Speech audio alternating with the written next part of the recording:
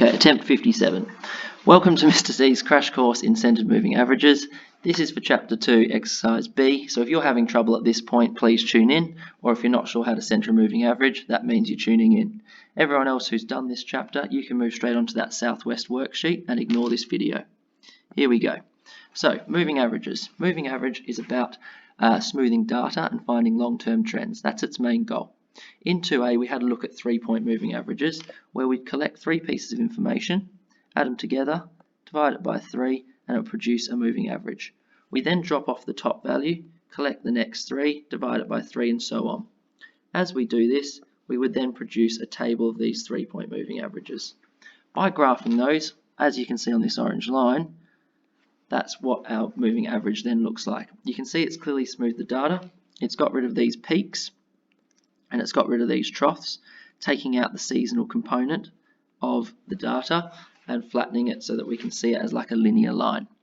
Now, this is great for odd numbers of moving averages, such as 3 points, 5 points, 7 points, and so on.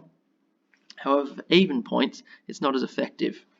I've had this argument with Josh, well, I don't know if we've decided, but I've decided that it's not as much use doing it with even numbers, because when we find our moving average, we would end up with the result in between 2 other pieces of information. So for example, this is the 4-point moving average when we add up 4, divide it by 4, and we get our center. So as you can see, this 53 lines up a bit in no man's land here. It's landed up in between the second quarter and the third quarter, which isn't ideal for when we want to talk about results, because we can't attribute it to anything directly. For example, you can't say the moving average at the end of the third quarter in 2011 was, because we don't really have that number, because that's halfway between our 2 moving averages for 4. Therefore, we use centered moving averages to fix this problem. So let's have a look at how it's done.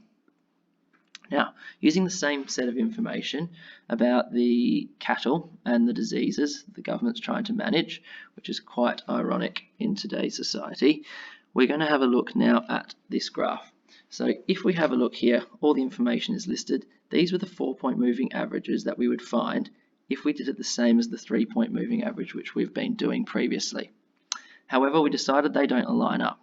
So now to find a centered moving average, the goal of this is to line up our moving average so that it lines up nicely with one of our quarters of information.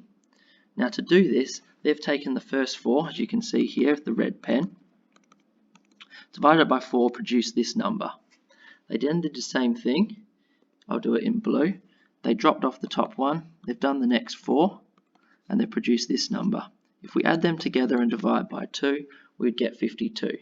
Now we're in business. That's what we're after, because that aligns nicely with 2011, quarter 3, so we have a moving average and we have the number of cattle specific to that year, or to that quarter, I should say.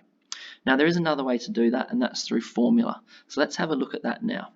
To use a formula, what we can do is we can take half of this top value and half of this 5th value here, which is actually the first quarter of the following year.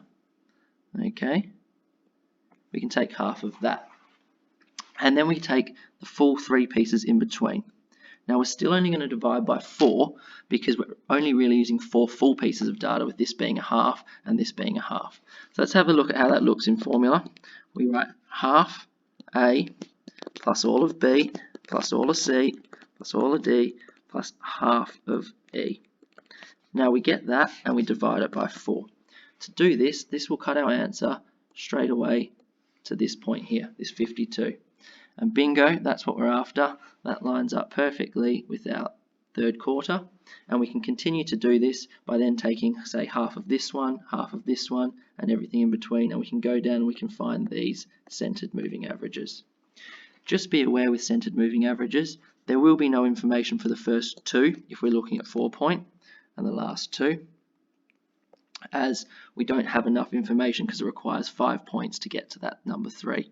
So if we were using a 6-point moving average, there would be no information for the first 3 or the last 3, and so on. That's centered moving averages. Hope it helps. I'm going to release a video shortly on the Southwest booklet and talk about how we can then seasonalize and deseasonalize this info. Get to work now, guys. Catch you later. Bye.